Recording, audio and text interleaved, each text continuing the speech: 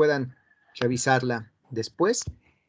Entonces, con esta fórmula mínima podemos identificar distintos tipos de biomoléculas compuestos principalmente por carbono, hidrógeno y oxígeno en estas proporciones aproximadas.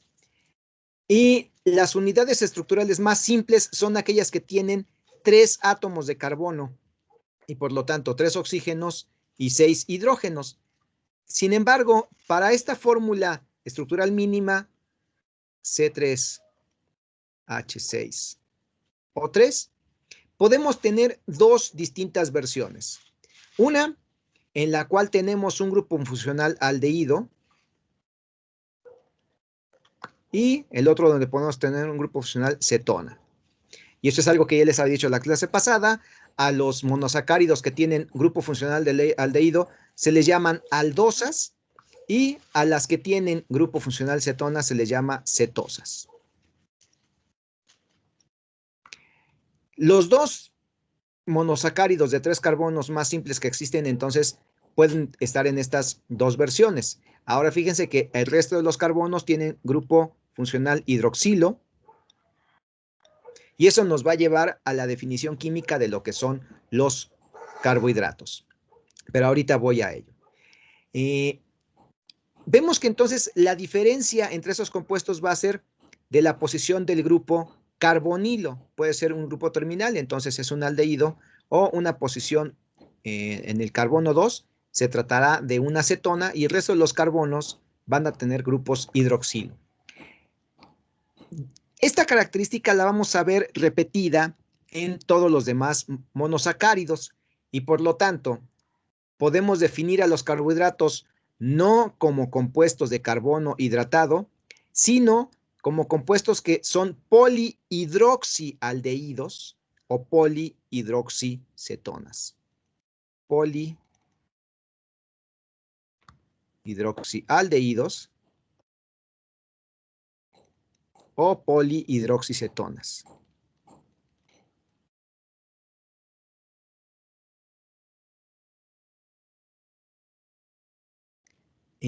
Y esto nos va a dar los dos tipos de monosacáridos, aldosas y cetosas. Ahora bien, estos se pueden interconvertir de manera, simplemente por un intercambio de posición del grupo funcional a través de un intermediario en el cual se forma un enlace doble carbono-carbono en los carbonos intermediarios en el 1 y en el 2 para dar origen a la cetosa o a la aldosa. Pero este cambio generalmente ocurre por intervención de enzimas. Y esto es lo que nos va a llevar además a otra característica muy importante de las biomoléculas, que tanto la síntesis como la conversión de biomoléculas en los seres vivos está mediada por enzimas, que son en su mayoría proteínas con actividad catalítica, es decir, que aceleran la velocidad de reacciones químicas.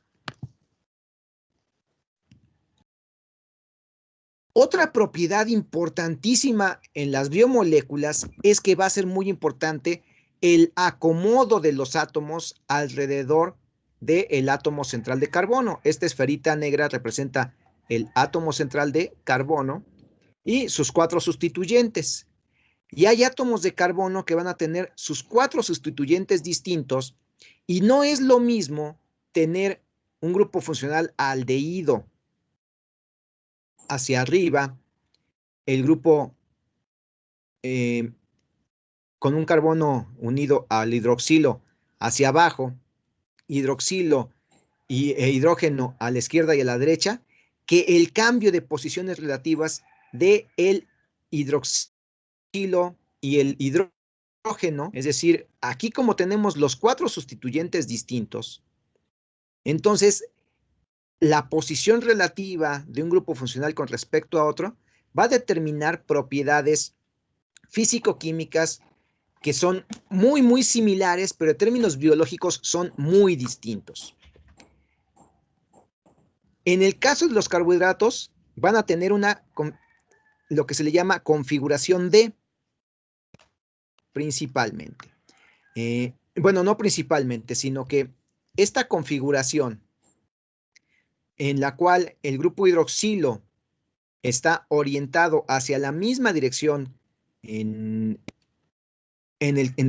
con respecto al carbono que tiene los 4 sustituyentes que los carbonos que lo acompañan, es la que se encuentra en los seres vivos. Y eso además determina ciertas propiedades, porque en términos biológicos, si un organismo se alimenta o ingiere accidentalmente monosacáridos que tienen la configuración L, donde vemos que el grupo hidroxilo ha cambiado su posición relativa con respecto al átomo central, esto nos da un tipo de isómero. En este caso no voy a entrar en muchos detalles de las configuraciones de las biomoléculas. Solamente quiero hacer mención que es tan importante esta posición relativa de los grupos funcionales que vamos a encontrar que hay ciertas sustancias que son incompatibles con el funcionamiento de los seres vivos, y en este caso las sustancias los monosacáridos que tengan una configuración L resultan mortales para los seres vivos. De hecho, muchos de los venenos que son producidos por ciertos animales y que actúan sobre otros organismos son biomoléculas que tienen isómeros con configuraciones de grupos funcionales con un cambio que aparentemente es insignificante, pero que es incompatible con el funcionamiento del resto del organismo. Esto se aplica para muchos de los venenos de serpientes, de insectos e incluso de otros animales invertebrados, o también sustancias tóxicas que producen algunos microorganismos. Entonces, aquí el mensaje, aunque no voy a entrar en detalle de todos los tipos de isómeros, sí quiero destacar que en el caso de los carbohidratos es muy relevante esto, porque esto además nos va a permitir encontrar distintos tipos de carbohidratos con la misma fórmula mínima. Aquí vemos el ejemplo de un carbono de 1, 2, 3, 4 carbonos, que su fórmula mínima es C4, H8 o 4, y que aún teniendo el mismo grupo funcional diferencial, la posición de los grupos funcionales va a determinar distintos tipos de isómeros, y hay isómeros que solamente difieren alrededor del átomo central que tiene 4 sustituyentes distintos. Vean que aquí se destaca que los grupos hidroxilo del carbono 2 y del carbono 3 pueden tener una orientación muy similar, pero esto es lo que va a determinar los isómeros D y L, y a eso se le llaman enantiómeros. Y el término enantiómero se utiliza para aquellos isómeros que cuando nosotros escribimos la fórmula desarrollada del compuesto, se ven como imágenes en espejo uno del otro. Vean muy bien este carbono que tiene el grupo funcional carbonilo. El oxígeno está orientado hacia la derecha, en este hacia la izquierda. Aquí los hidroxilos están alejados. Aquí el grupo hidroxilo están uno hacia la derecha, otro hacia la izquierda. Y esto va a determinar entonces un primer tipo de isómeros estructurales en los carbohidratos, que son los enantiómeros. Otro tipo de isómeros en los carbohidratos son los diaesterómeros, que son isómeros que no son imágenes en espejo, sino que van a tener diferencias solamente en uno de los grupos funcionales. Este es el otro caso de los isómeros. Y por último, los anómeros, que son moléculas que difieren en la estructura tridimensional de la molécula, pero que van a diferir solamente en la posición relativa de los grupos funcionales, en el que se llama el carbono anomérico. Entonces, aquí la gran diferencia es lo que se le llama el carbono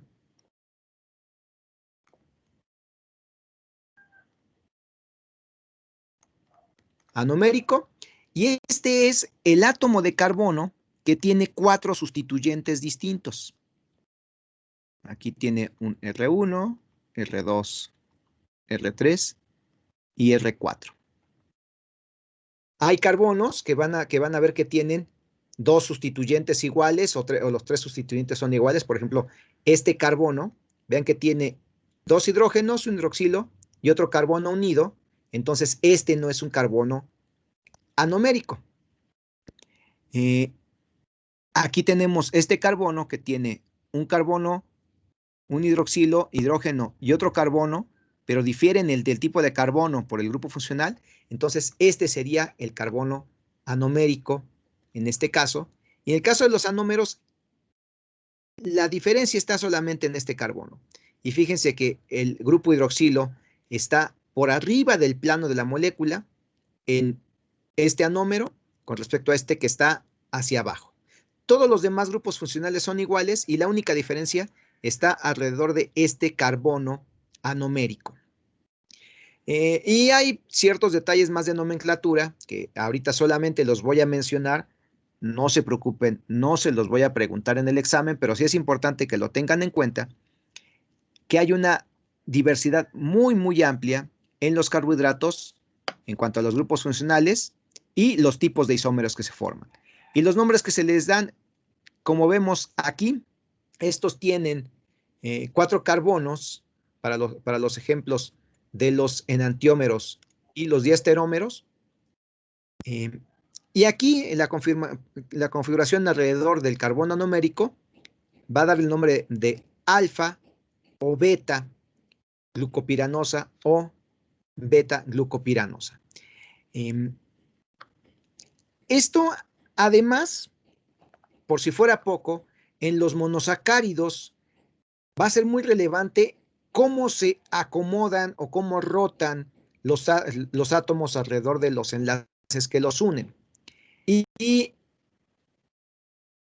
hay una preferencia en los monosacáridos de adoptar estructuras cíclicas en las cuales, en lugar de verse una cadena extendida como es la que vemos en los ejemplos de arriba, en solución acuosa, cuando tienen 5 carbonos o más, tienden a formar una molécula cerrada y esta molécula cíclica en tercera dimensión va a presentar rotaciones alrededor de los enlaces que unen a cada átomo y vamos a tener 2 tipos de configuraciones.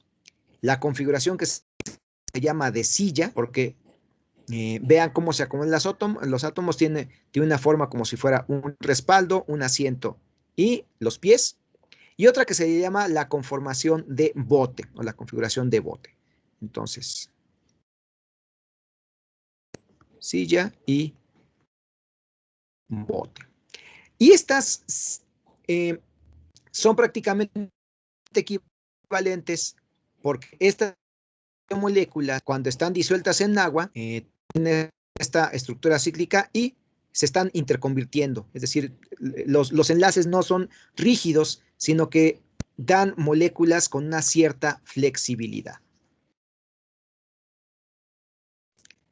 Ahora bien, esto representa la familia de las aldosas, que son monosacáridos que dijimos que tienen un grupo funcional aldehído, es decir, el carbono 1 siempre va a tener este grupo funcional, su carbono 1. Entonces, todos estos van a tener estos nombres. Pero además los monosacáridos reciben el nombre triosas, tetrosas, pentosas o hexosas en función de cuántos átomos de carbono componen un monosacárido. Los monosacáridos de 3 carbonos se les llama triosas. Profe, le está fallando el micrófono. ¿Está fallando el micrófono? Disculpe. Entonces lo voy escribiendo de todas formas para que no haya tanta duda. En el caso de tanto las aldosas como las cetosas, se van a clasificar en función de cuántos átomos de carbono tiene el monosacárido. Entonces, si tiene 3 carbonos, se les llama triosas. Si tiene 4 carbonos, se les van a llamar tetrosas. Si tienen 5 átomos de carbono el monosacárido, entonces se llaman pentosas.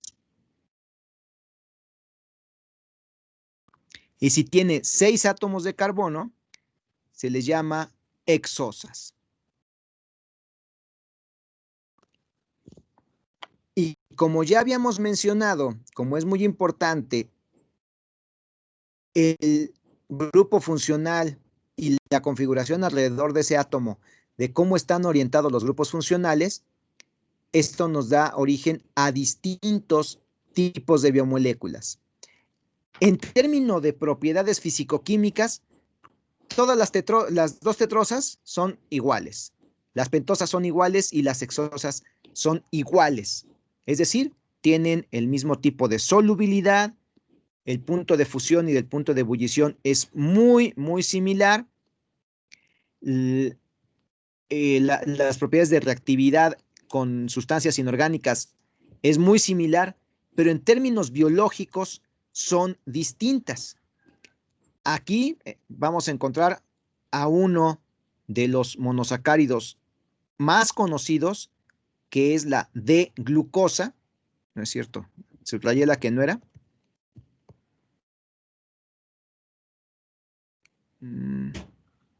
Creo que no me permite hallar. Es aquí, pero la D-glucosa es uno de los monosacáridos más conocidos por todos nosotros. Ahora, aquí están las cetosas.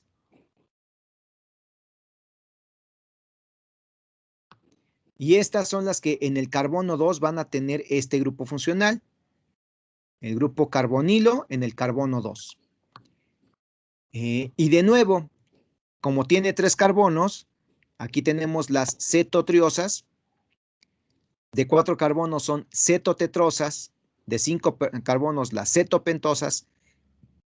Y de 6 carbonos las cetohexosas. Estas son todas las posibilidades y todos estos se encuentran en los seres vivos. Algunos de ellos son más importantes o aparentemente más importantes.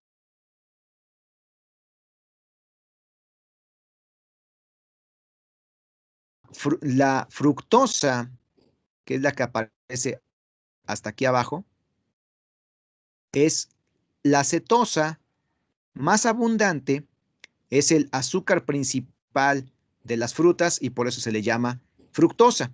Me regreso una posición porque una de las aldosas antes y más adelante, cuando hablemos de ácidos nucleicos, es esta, la D-ribosa, que es parte estructural de las moléculas de ácido desoxirribonucleico y ácido ribonucleico. Entonces aquí ya tenemos 2 familias de monosacáridos que son las unidades estructurales de todos los demás carbohidratos. Las estructuras cíclicas yo les había dicho que son comunes cuando tenemos carbohidratos de 5 o más átomos de carbono. Entonces, una misma cadena extendida de 5 átomos de carbono puede volverse una molécula cíclica, pero la molécula cíclica puede adoptar una estructura de un anillo de 5 alrededor de formando ese anillo central, o bien de 6 átomos. Cuando el anillo tiene 5 átomos formando la estructura central, entonces se dice que se le da el nombre de furanosa porque se parece a un compuesto derivado del petróleo que se llama furano.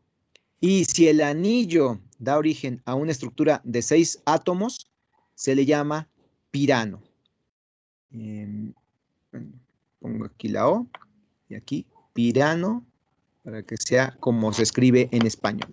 Fíjense muy bien que hay un átomo de oxígeno en las estructuras cíclicas y eso es porque es uno de los átomos de oxígeno del grupo hidroxilo que reacciona con el carbono anomérico para formar la estructura cíclica. Y simplemente de la ribosa podemos obtener ribofuranosas o ribopiranosas. Y depende cómo se cierre el ciclo, dejando el grupo hidroxilo hacia arriba del anillo o hacia abajo del anillo, vamos a tener las configuraciones alfa o beta. Entonces, ahorita ya estamos en detalles en los cuales tenemos que aplicar todo lo que hemos visto a lo largo de este semestre. Identificación de grupos funcionales. Ahora es cuando es mucho más importante reconocer la importancia de los isómeros. Y por último, los mecanismos de reacción de cómo se forman estas estructuras cíclicas.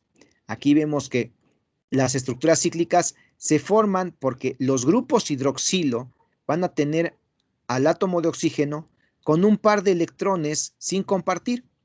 Entonces van a efectuar un ataque nucleofílico sobre la misma molécula para formar una estructura cíclica que además, ¿por qué son importantes estas estructuras cíclicas?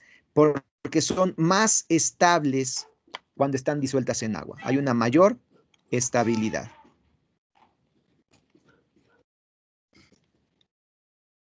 En agua.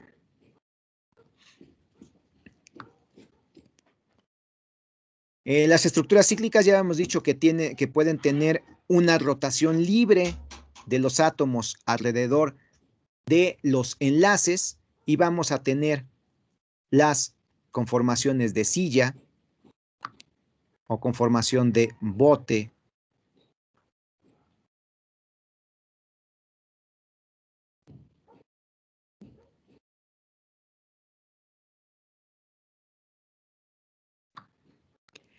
Y que ambas son igualmente probables, o bueno, casi igualmente probables en solución acuosa.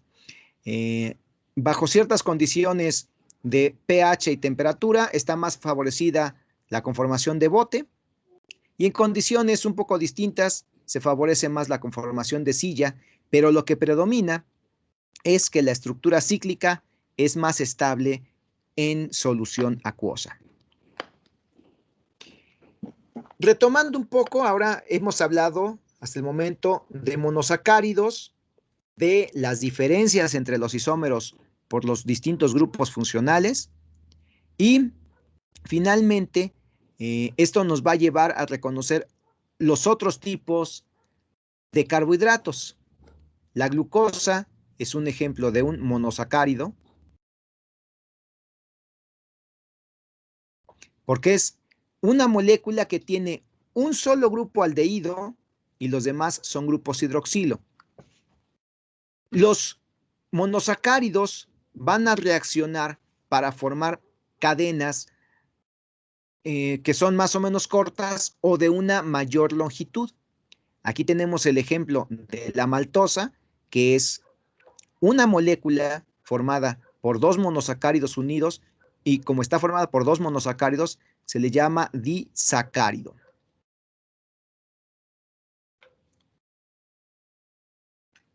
El ejemplo que está aquí es un fragmento, bueno, es un acercamiento a una cadena de amilosa que está formada por decenas de monosacáridos unidos por enlaces covalentes. Aquí el enlace covalente está representado por este oxígeno mediando la unión entre los monosacáridos. Aquí vemos este enlace covalente, este otro enlace covalente. Y este es un ejemplo de un oligosacárido.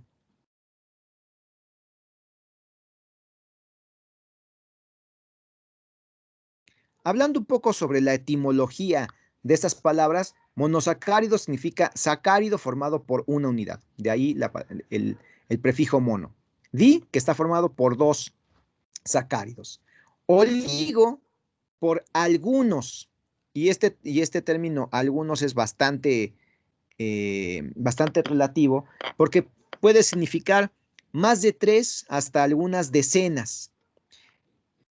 Y aquí tenemos el ejemplo de un polisacárido, uno de los polímeros biológicos más grandes que existen.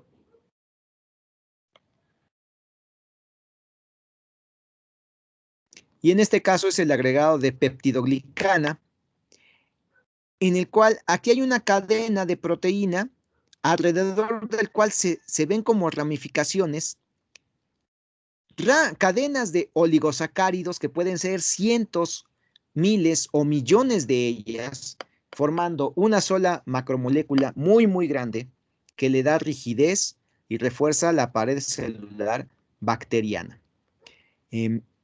Díganme si mejoró un poquito mi calidad de audio, si me siguen escuchando.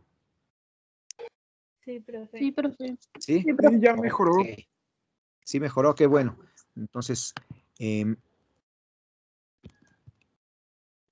vamos a continuar con esto. Ahora, esta tabla, no, la voy a ignorar un poco. Aquí, nada más como información adicional, como existen tantos monosacáridos y todos tienen nombres muy parecidos, entonces se utilizan ciertas abreviaturas comunes. Por ejemplo, para decir glucosa, en español y en inglés podemos escribir simplemente GLC. Para decir fructosa, FRU. Es una manera de abreviar los nombres de estos monosacáridos cuando nos estamos refiriendo a ellos, pero siempre hay que indicar que estamos hablando de ellos. Ahora, ¿cómo se forman los disacáridos, oligosacáridos y polisacáridos? Es algo que les presenté brevemente en la clase pasada, pero que les pedí que investigaran de tarea, y era por medio de la reacción entre un carbono anomérico y otro carbono para formar un enlace covalente que se le llama enlace glucosídico o enlace glicosídico. Aquí puede ser una letra U o una I, ambas están aceptadas en español, y este tipo de formación de enlace covalente corresponde a una reacción de condensación. Si ustedes recuerdan, las reacciones de condensación son un tipo de reacciones de polimerización en las cuales dos monómeros reaccionan, los grupos funcionales van a sufrir, por un lado, un ataque, un nucleofílico o electrofílico de un grupo funcional al átomo de carbono del siguiente monómero, y esto ocasiona la liberación o pérdida de una molécula pequeña. En el caso de las biomoléculas, las reacciones de condensación van a liberar casi siempre, de hecho todos los ejemplos que conozco lo que liberan son moléculas de agua. Entonces, estos enlaces covalentes van a dejar unidos fuertemente a los dos monómeros, liberan una molécula de agua, y para romper este enlace covalente, interviene algún tipo de enzima que rompe el enlace covalente, metiendo una molécula de agua entre los átomos que forman el enlace. Pero hay otras formas de romper los enlaces. Sin embargo, el más común para romper los enlaces glucosídicos son reacciones de hidrólisis. Entonces, para romperlo,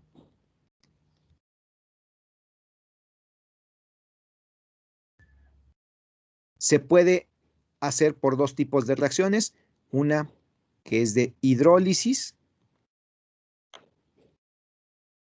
que es lo contrario que esta reacción de condensación. Se utiliza una molécula de agua para romperlo. Y la otra forma de romper los enlaces glucosídicos de manera enzimática es por fosforólisis.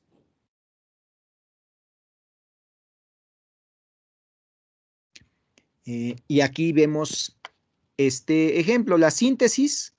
Bueno, esto representa la síntesis en seres vivos de uno de los, de los disacáridos más importantes en términos económicos, que es la lactosa. Es el azúcar principal de la leche, y que para poderla romper no hace falta simplemente disolverla en agua, sino que se necesita, insisto, una enzima que rompa este enlace, que acomode la molécula de agua para romper la molécula de lactosa. Y las personas que tienen intolerancia a la lactosa, esa intolerancia es causada porque no tienen la enzima responsable del rompimiento del enlace entre la lactosa para producir galactosa y glucosa, que son los monosacáridos que forman la lactosa. Y la única manera en que se hidroliza es por actividad bacteriana que produce ciertos compuestos que fermentan en el intestino de las personas, y eso ocasiona muchas molestias en aquellos que son intolerantes a la lactosa. Aquí es una tabla en inglés que me voy a saltar, pero no, bueno, se las platico. La sacarosa, entonces aquí se mencionan varios disacáridos y cuál es su importancia. Por un lado, sacarosa. En inglés ya pueden ver que se escribe sucrose. Está formada por glucosa y fructosa, está presente en la mayoría de frutas y es el producto final de la fotosíntesis. Esa es la función más importante de la sacarosa, y es que a partir de ahí se alimentan las mismas plantas y a partir de ahí se alimentan los animales que se alimentan de plantas. La lactosa es otro disacárido que es una fuente de energía en animales porque está presente en la leche y en algunas otras fuentes alimenticias, pero principalmente en la leche. La trealosa es un disacárido que es la principal fuente de energía en insectos. Es lo que circula en el equivalente de su sangre y a partir de ahí obtienen energía. La maltosa es un disacárido que se encuentra principalmente en plantas y en ciertos animales y se deriva de los polisacáridos de reserva que tienen estos organismos. La celobiosa es un disacárido que se obtiene por hidrólisis de la celulosa y la gentobiosa, bueno, es otro nombre de disacárido y ese ya me lo salto. La estructura del enlace glucosídico va a ser de dos tipos. Uno que se le llama la conexión o enlace alfa,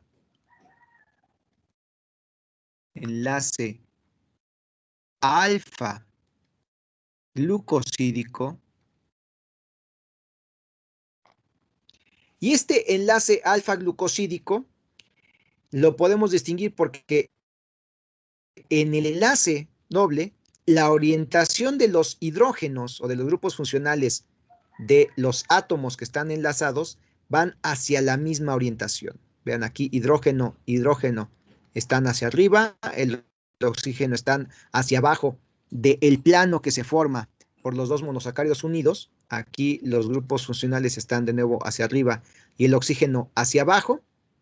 Y esto tiene una relevancia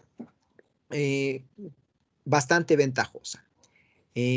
La mayoría de los animales, en el caso de los mamíferos y en nuestra especie, tenemos la enzima que puede romper el enlace alfa-glucosídico y por lo tanto liberar a los monosacáridos y poder utilizarlos durante el metabolismo. Pero hay otro tipo de enlace covalente que es el enlace beta-glucosídico.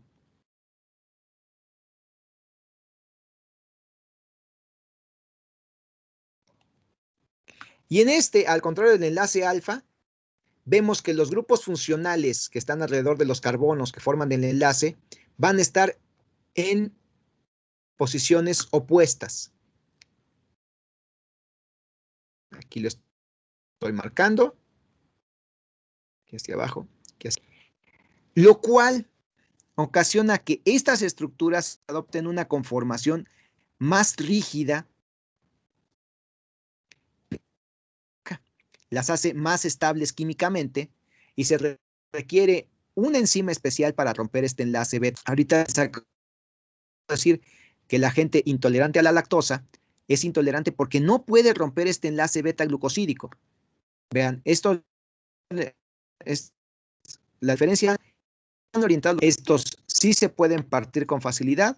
Todos podemos alimentarnos del azúcar de caña normal, que es la principal azúcar doméstica, pero de celobiosa o de lactosa, hay muchas personas que no pueden alimentarse de algo que tenga lactosa.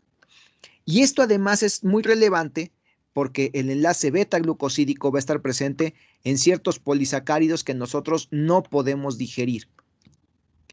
Y en estos polisacáridos que tienen los enlaces alfa-glucosídico, son fuente de alimento que nosotros podemos digerir con mucha facilidad. Por ejemplo, el principal polisacárido de reserva que se encuentran en muchas plantas es el almidón.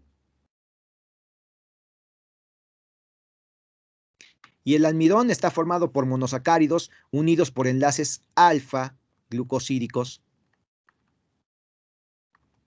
Y es por eso que nosotros podemos comer cualquier cosa que tenga harinas.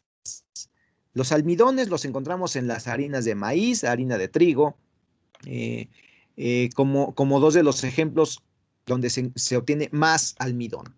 El almidón de la papa. Realmente no hay personas que tengan una intolerancia al almidón, pero en el caso de otros compuestos, de otros polisacáridos, por ejemplo, la quitina y la celulosa, estos van a estar unidos por enlaces glucosídicos de tipo beta, que dan estructuras más rígidas. La orientación de los grupos funcionales, como les dije, es opuesta alrededor del enlace. Y aunque aquellas personas que pueden tolerar la lactosa tienen una de las enzimas que puede romper el enlace beta-glucosídico, no pueden romper los otros enlaces. Esto hace que el enlace beta-glucosídico en la celulosa lo vuelva con una fuente de carbono imposible de digerir para los animales en general. Nosotros no podemos alimentarnos de madera ni de papel, y de hecho muchos de los vegetales de los cuales nos alimentamos que tienen mucha celulosa van a tener polisacáridos que no podemos digerir. Y ese es el principal constituyente de la llamada fibra insoluble que encontramos en los alimentos de origen vegetal. ¿Cuál es la ventaja? Que esta fibra insoluble tiene una función muy importante en nuestra dieta porque arrastra todos los restos de comida y de microorganismos en exceso y lo podemos eliminar por medio de las heces fecales. Entonces, esta propiedad química es muy importante. En los polisacáridos no nos hace daño, al contrario, tiene un efecto benéfico, pero en ciertos disacáridos con enlace beta como la lactosa puede provocar molestias en las personas que ya no tienen la enzima que rompe el enlace beta-glucosídico. La quitina, eso sí, es definitivamente no digerible. Por nosotros es imposible que nosotros nos podamos alimentar de quitina. Entonces, quienes hayan probado alguna vez una dieta basada en insectos, esta fibra es insoluble y tiene una función similar a la fibra vegetal.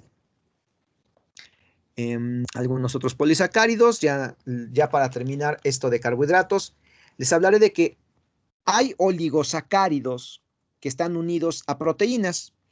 Y cuando están unidos a proteínas, ayudan a desempeñar funciones muy importantes entre las células, en la unión celular, uniones celulares, es una de esas funciones de las glicoproteínas. A ver, aquí escribo, funciones de las glicoproteínas. Entonces, una función es que forman uniones celulares.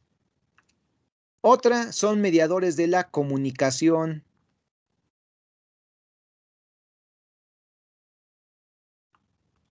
entre células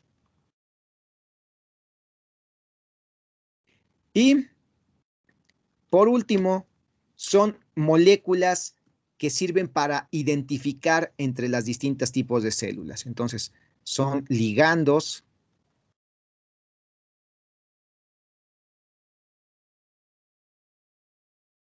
que están asociados a la identidad de las células.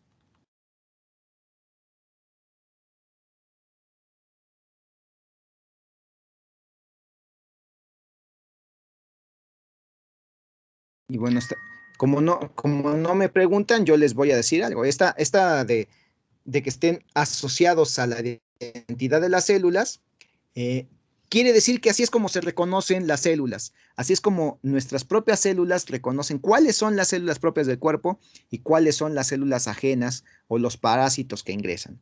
Hay glicoproteínas que son características de cada uno de los tipos celulares que tenemos en nuestro cuerpo. Bien. Con esto termino la primera parte de la clase. Díganme si tienen alguna duda en lo que respecta a carbohidratos.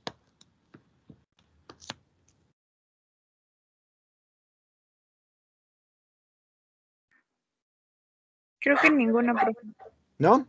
Entonces, vamos a pasar a la presentación de los lípidos.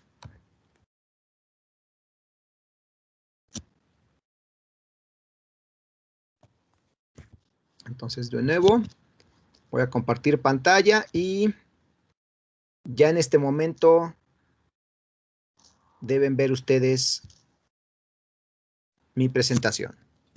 ¿Sí? Sí, profe. Muy bien, entonces, ahora hablemos de otro tipo de biomoléculas. Estas les llamamos lípidos. También reciben el nombre de grasas o sebos, dependiendo la presentación o el estado de agregación en el cual lo encontremos. Hablemos de estructura y funciones de los lípidos. Primero, las propiedades generales de los lípidos. Los lípidos se distinguen por una propiedad física, y es que son insolubles en agua. Todo el mundo sabemos que el agua y el aceite no se mezclan, y el aceite flota sobre el agua debido a una menor densidad y a un rechazo en la estructura.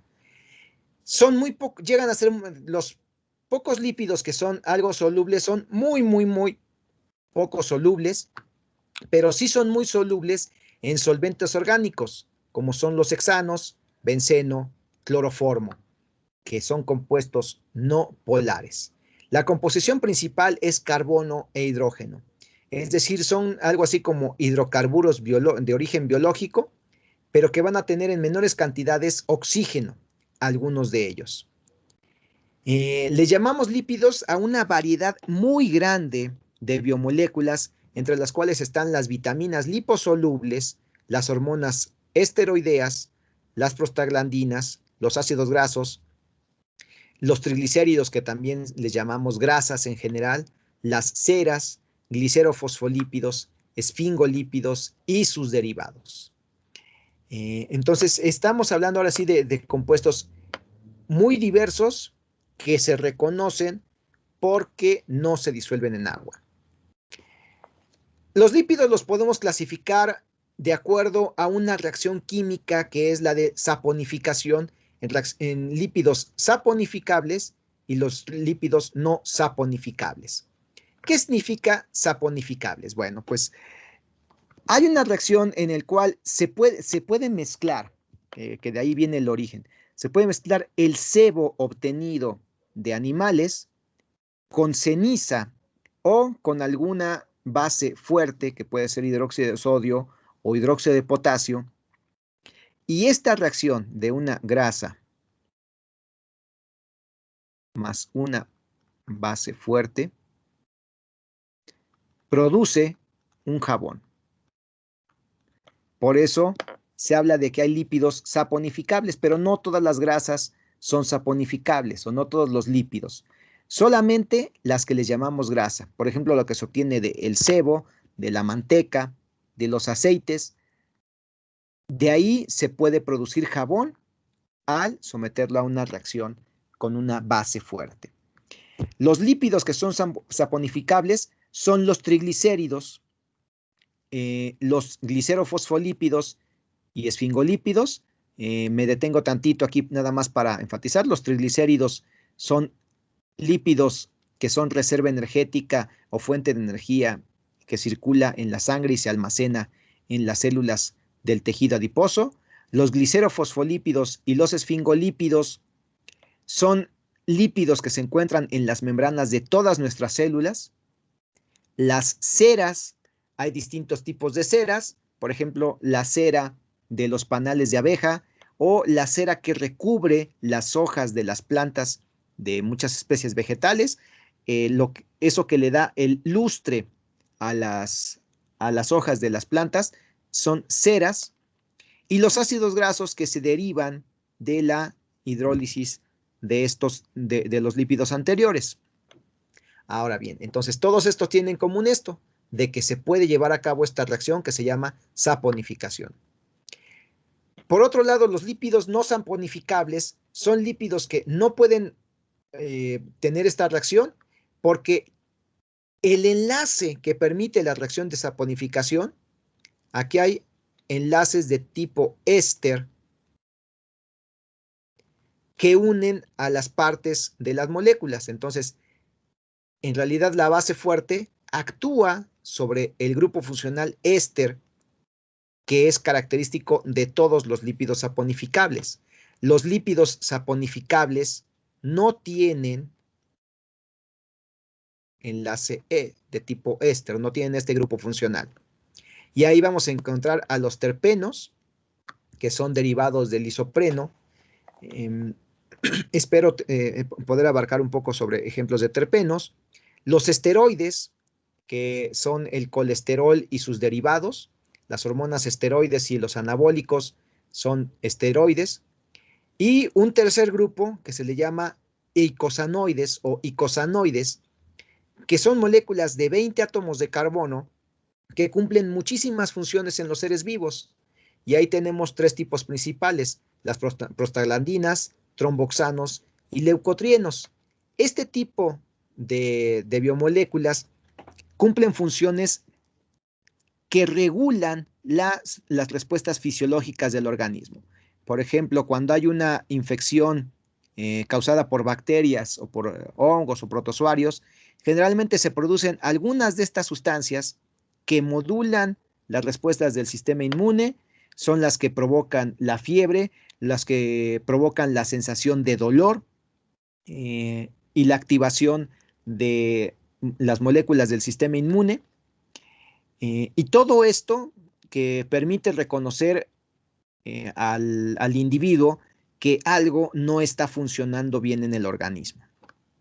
Son entonces moléculas para dar señales de una condición fisiológica.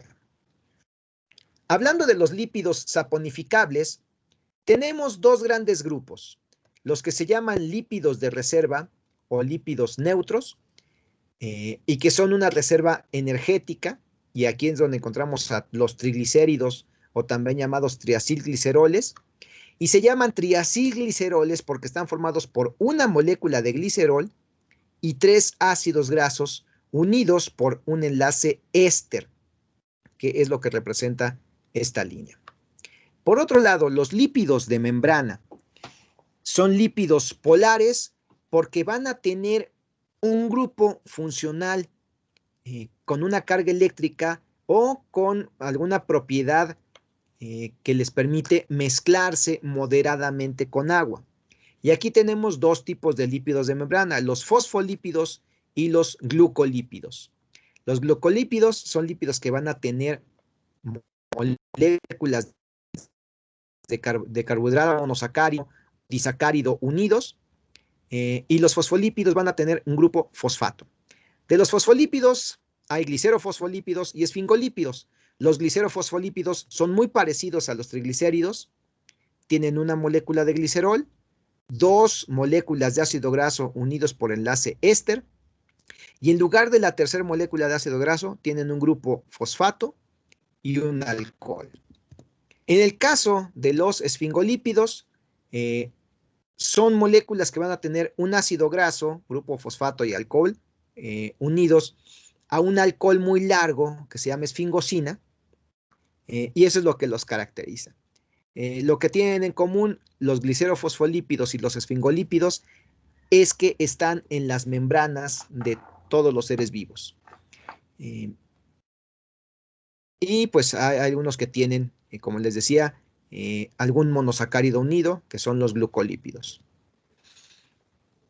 Las funciones. ¿Por qué son importantes los lípidos? Pues una de las primeras funciones que nos permite hablar de su importancia es que son reserva energética. A partir de ahí podemos obtener calor, podemos obtener energía para llevar a cabo nuestras funciones metabólicas y esa es la primera función. Pero también glicerofosfolípidos y esfingolípidos y colesterol van a formar parte de membranas de las células. Son una estructura muy importante que le da forma y regula las funciones de la membrana. Las vitaminas liposolubles regulan el metabolismo. ¿Y cuáles son las vitaminas liposolubles? De todas las vitaminas, son la que le llamamos vitamina A, que está presente en zanahorias y en frutos de color rojo o color anaranjado, muy importantes para la visión. La vitamina D, que es importante para la fijación de calcio. La vitamina E, que podemos encontrar en distintos alimentos de origen vegetal y que ayuda a mantener una piel saludable e hidratada. La vitamina K, que la encontramos en distintos alimentos de origen animal y vegetal y que además la sintetizan bacterias que viven en nuestro intestino y que es importante para la coagulación de la sangre. La vitamina C, A, D, E, C. No, la vitamina C no es liposoluble, pero bueno, esta tiene una importancia en la modulación de la respuesta inmunitaria. Y las vitaminas del complejo B, que cumplen muchas funciones en el metabolismo energético. Entonces, las vitaminas liposolubles, que son estas 4 principales, A, D, E, K, regulan el metabolismo. Las hormonas esteroides, que son derivadas del colesterol, y las prostaglandinas regulan funciones fisiológicas. Entonces, este es otro de los aspectos en los cuales participan los lípidos. Pero además, la capa de grasa bajo la piel es un aislante térmico. Y en nuestras neuronas hay aislantes eléctricos que se llaman vainas de mielina, que permiten la conducción del impulso nervioso. Hablando en términos estructurales de los triglicéridos o triacilgliceroles, ya vimos que se les llama lípidos neutros o lípidos de reserva. Están formados por una molécula de glicerol y 3 ácidos grasos, y dependiendo cuál sea la estructura química de los ácidos grasos, los triglicéridos pueden permanecer líquidos y por lo tanto el estado físico lo vamos a encontrar en forma de aceites. Todos los aceites vegetales van a estar formados por lípidos que tienen más o menos esta estructura. Cadenas de los ácidos grasos, que son ácidos carboxílicos de cadena larga, que van a tener, algunos ácidos grasos tienen una cadena recta, pero otros tienen cadena torcida. Y esta cadena torcida se debe a que entre algunos de los átomos de carbono van a presentar 1, 2 o hasta 3 insaturaciones, es decir, enlaces dobles carbono-carbono, y que van a favorecer este torcimiento de la cadena. En este caso, los átomos de carbono que están unidos por el doble enlace van a tener un enlace que se le llama en cis cuando los hidrógenos están orientados hacia el mismo lugar, y esto es lo que hace que la cadena tenga esta torcedura. Al tener esta torcedura, estos ácidos grasos no se compactan muy bien y se mantienen líquidos a temperatura ambiente.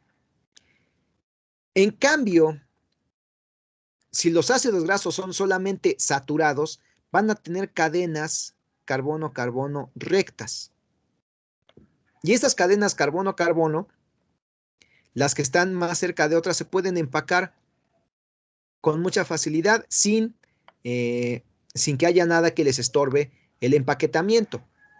Y al poderse empaquetar, van a tener una consistencia semisólida. Es decir, esto es lo que forma las grasas o el sebo. Hay una recomendación que desde hace tiempo se está haciendo, y es que evitemos las grasas saturadas, como las que tienen la grasa o el sebo o la manteca, porque esto ocasiona la acumulación de esta grasa. En cambio, este tipo de aceites que son de origen vegetal, como a temperatura ambiente se mantienen líquidos, dan una mayor flexibilidad y fluidez a las membranas biológicas, lo cual está asociado a una mejor condición de salud. Aquí está la ilustración de entonces cómo se empaquetan estas partes de la molécula del triglicérido, que son los ácidos grasos, y estos ácidos grasos. Entonces, aquí vemos un poco de detalle. Toda esta parte representa la parte solo de hidrocarbonada de la molécula de ácido graso, y en un extremo tiene el grupo funcional carboxilo. Yo les había mencionado que a pH del interior de los seres vivos, en lugar de tener aquí un hidrógeno, este hidrógeno se pierde, es decir, la molécula está ionizada, pierde el hidrógeno y solamente es carbono, oxígeno, oxígeno, sin el hidrógeno del grupo ácido carboxílico. Aquí vemos que este ácido graso tiene una configuración en cis y por lo tanto no se empaquetan.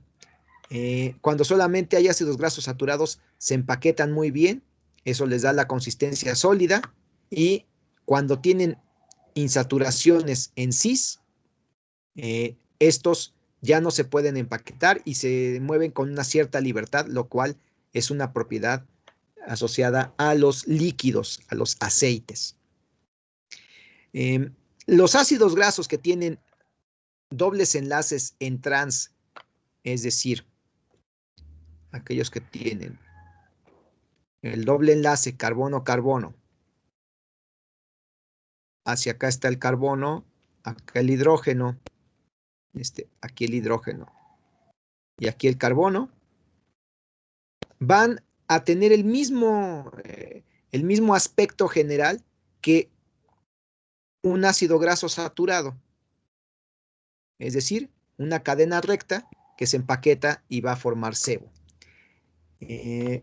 Actualmente ya hay una advertencia en los alimentos que consumimos, y algunos dicen que tiene muchos ácidos grasos trans, y esos, por cuestiones de salud, hay que evitarlos porque están asociados a enfermedades coronarias y la formación de placas de arteriosclerosis en las arterias. Un resumen es de que los triglicéridos los vamos a encontrar en lípidos de reserva, por ejemplo, los que se usan para preparar la mantequilla, la estructura del glicerol, los 3 ácidos grasos unidos, muy empaquetados. Las grasas saturadas tienen cadena recta, las grasas monoinsaturadas en trans tienen cadena recta. Sin embargo, sí es una fuente importante de alimentos, pero hay que procurar no consumirlos mucho. Unos que son muy recomendables son los llamados ácidos grasos o grasas insaturadas o poliinsaturadas, que tienen más de un doble enlace, porque las cadenas no son completamente rectas.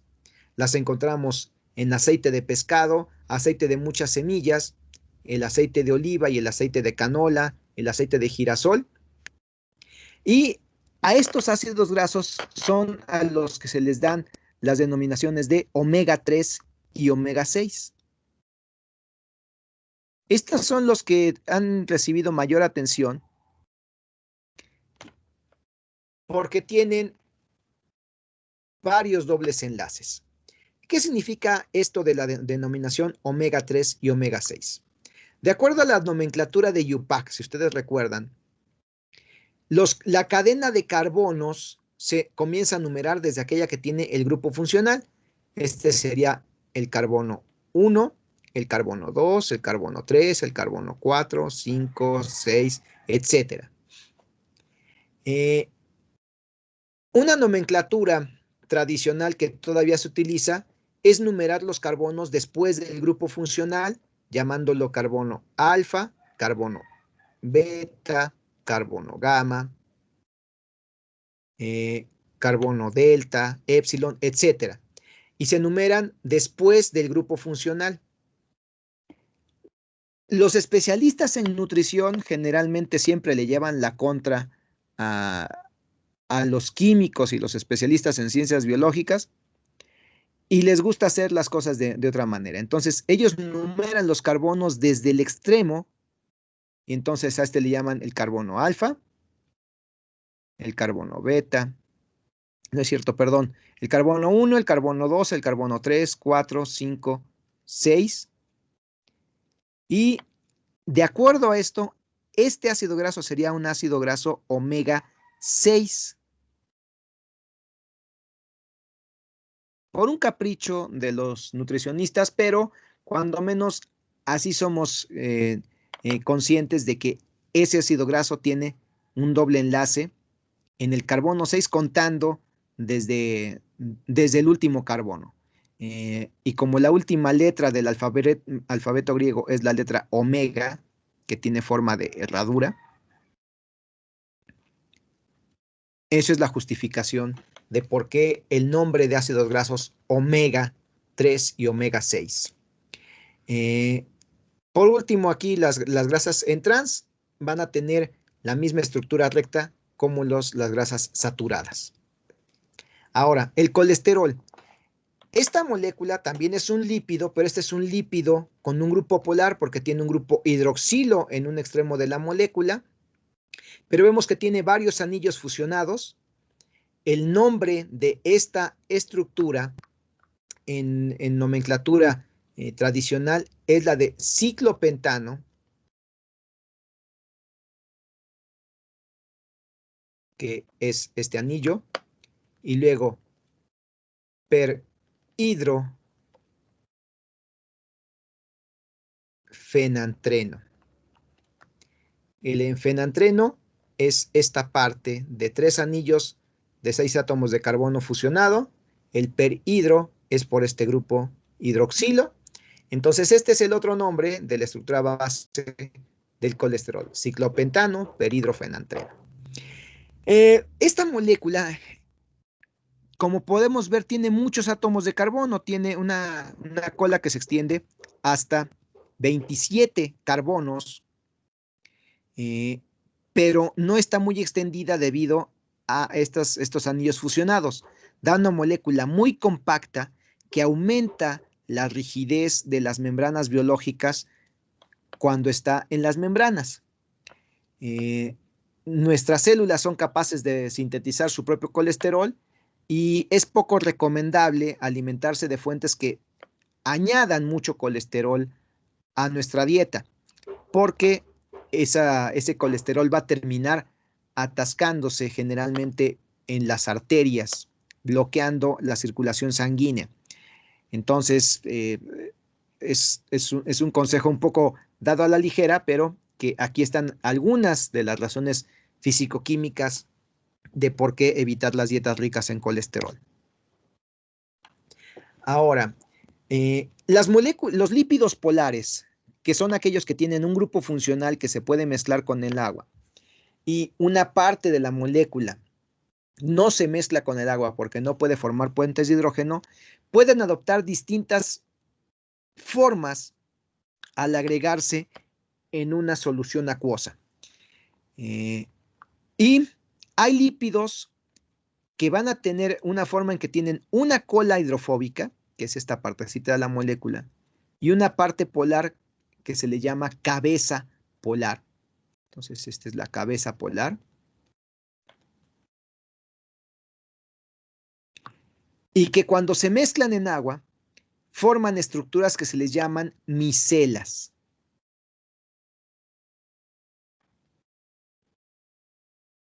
Que son gotas microscópicas en las que las colas hidrofóbicas están orientadas todas hacia adentro, se tienden a juntar y las cabezas hidrofóbicas quedan expuestas hacia el exterior rodeadas por agua.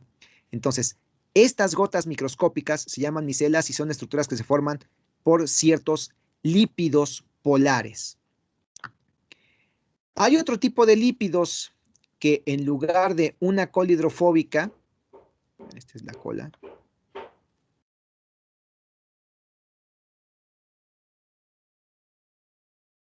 Va a tener dos colas hidrofóbicas.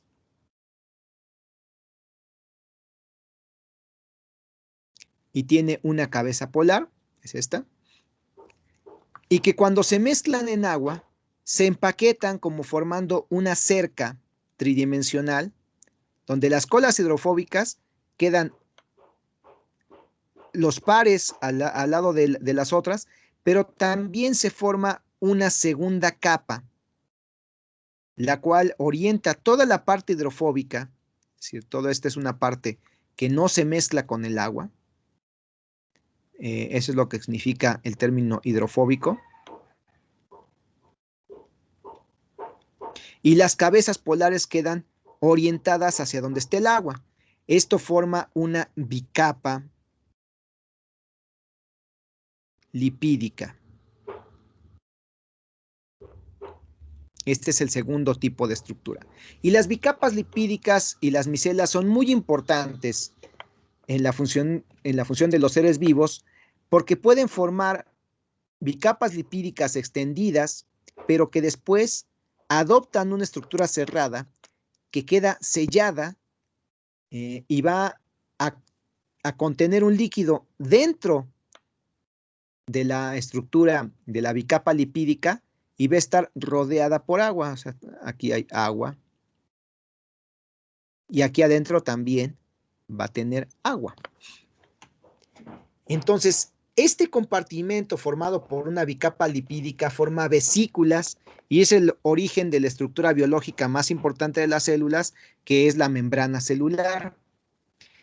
Esa membrana celular o la membrana plasmática es la que le da forma e individualiza a cada una de las células, permite tener al interior un ambiente acuoso que es el citoplasma, separado del resto del mundo exterior, y esta membrana celular pues va a proteger a la célula, le da forma y le permite tener estructuras ordenadas para la comunicación y todas las demás funciones de la célula. Aquí adentro de la célula, entonces, pueden existir otras estructuras protegidas por membrana, como el núcleo y los otros orgánulos, como el retículo endoplásmico, las mitocondrias, el aparato de Golgi, etc. La estructura de la bicapa lipídica está representada en este dibujo. Aquí vemos que en azul están representadas las cabezas polares de los lípidos de membrana, y que recordemos que los lípidos de membrana eran glicerofosfolípidos y esfingolípidos, con moléculas de colesterol, que déjenme ver dónde está, este sería el colesterol, insertado en la membrana, y que el colesterol en concentraciones adecuadas, pues es benéfico para la estructura de la membrana, la estabiliza y la mantiene con una cierta rigidez, pero además en las membranas biológicas van a existir asociadas proteínas que cumplen distintas funciones, desde la comunicación, la nutrición, el movimiento, etcétera, en esta bicapa lipídica. Entonces, tanto la composición como la estructura de los lípidos es indispensable para el correcto, para la correcta estructuración y funciones de la membrana. Entonces, todo esto representa cómo se ve la bicapa lipídica de la membrana plasmática de las células. ¿Qué es lo que hacen los detergentes? Los detergentes son sustancias muy interesantes porque son moléculas polares que se parecen mucho a los lípidos y que van a tener una parte polar que se mezcla con agua. En azul está la parte polar de las estructuras químicas de estos detergentes. En rosa, la parte hidrofóbica de los detergentes. Y lo que hacen los detergentes es que disuelven a los lípidos o disuelven a la mugre. Aquí vemos la ilustración de cómo se usan los detergentes en investigación bioquímica para poder separar a las proteínas que se encuentran en las membranas, utilizando detergentes que permiten dispersarlos y tenerlos en agua y manteniendo la estructura tridimensional de las proteínas, porque muchas veces eso es lo que se necesita para su estudio. ¿Cómo es que los detergentes y los jabones nos ayudan a limpiar los objetos y nuestras prendas de vestir?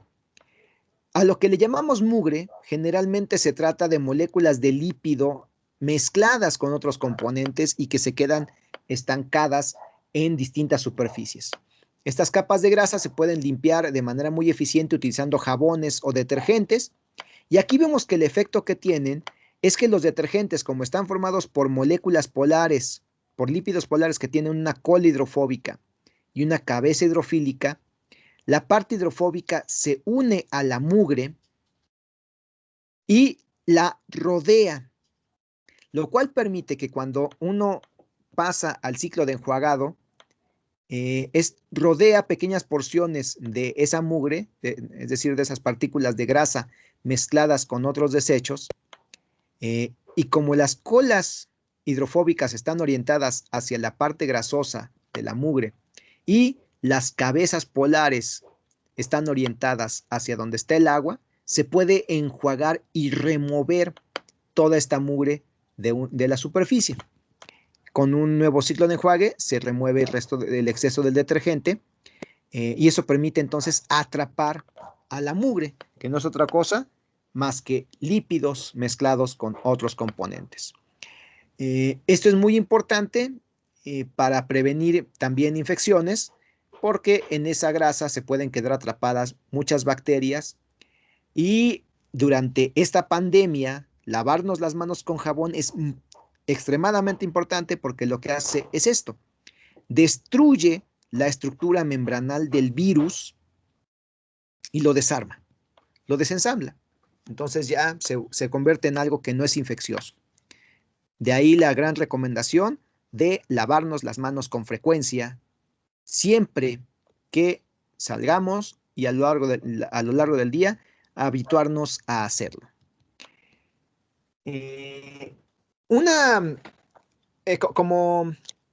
Como dato adicional, hay ciertos derivados del colesterol que se les llama sales biliares.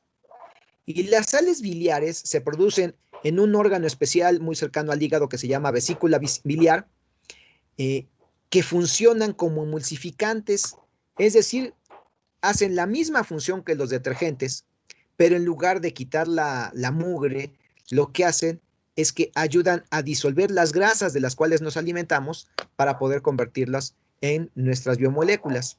Ya hablé de este tipo de moléculas, no me voy a quedar mucho en ello. Las hormonas esteroideas, de ellas sí voy a hablar tantito. Estos son derivados del colesterol y cumplen funciones sumamente importantes. Por ejemplo, la testosterona es la hormona sexual masculina producida por testículos y que posiblemente vieron que tiene efectos anabólicos, estimula la síntesis de proteínas y por lo tanto el aumento en la masa muscular. El estradiol es producida por los ovarios y la placenta. Es una hormona sexual femenina que regula la conducta reproductiva y la fisiología reproductiva en mujeres. El cortisol y la aldosterona regulan el metabolismo de glucosa para obtener energía y los niveles de sales para poder eliminar el exceso de sales del cuerpo. Y algunas sustancias derivadas del colesterol se utilizan como antiinflamatorios esteroideos, como son la prednisolona y la prednisona. Así que pues el colesterol, aunque tiene muy mala fama en la dieta, cumple una función muy importante porque es el precursor del cual nos permite obtener estas hormonas indispensables para la vida de los seres humanos. Ahora, voy a dar un repaso muy breve sobre el metabolismo de lípidos.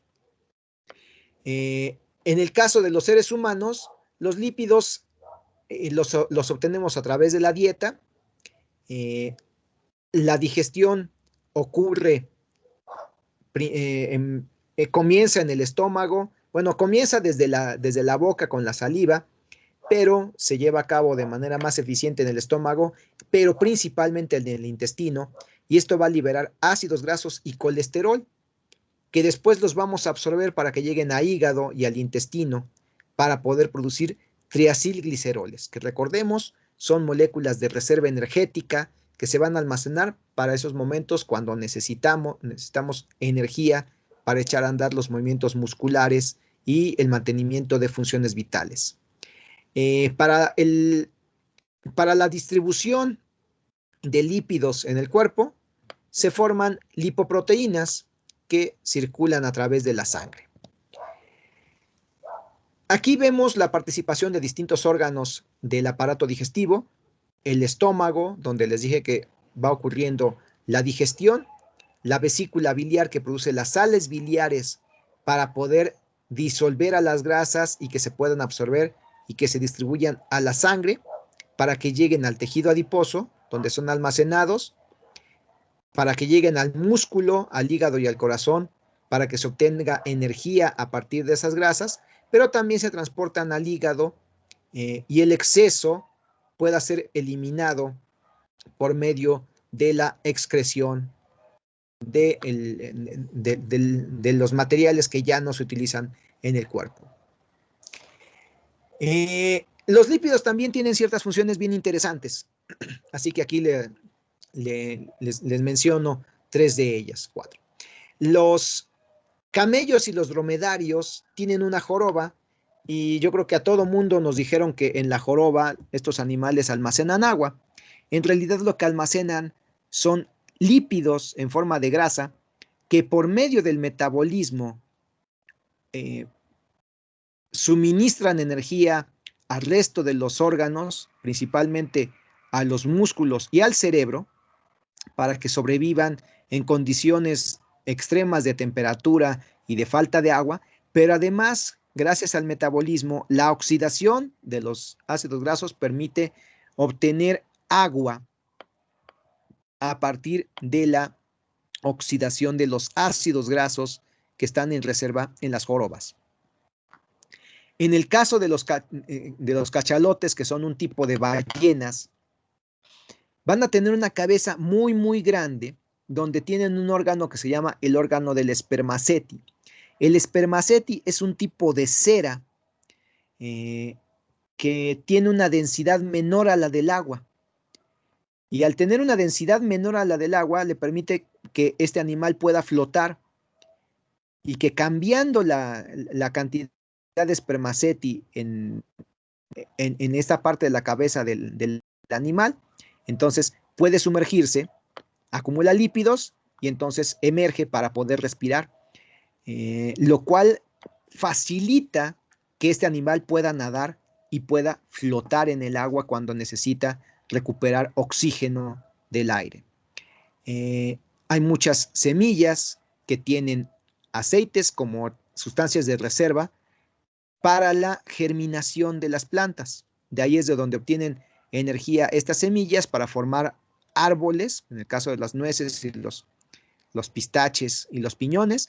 Las plantas crecen muy, muy grandes y durante los primeros días de vida de la planta dependen de la energía obtenida a partir de los aceites almacenados en estas semillas.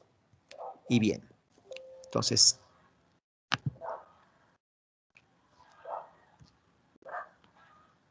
esta ha sido la presentación del día de hoy.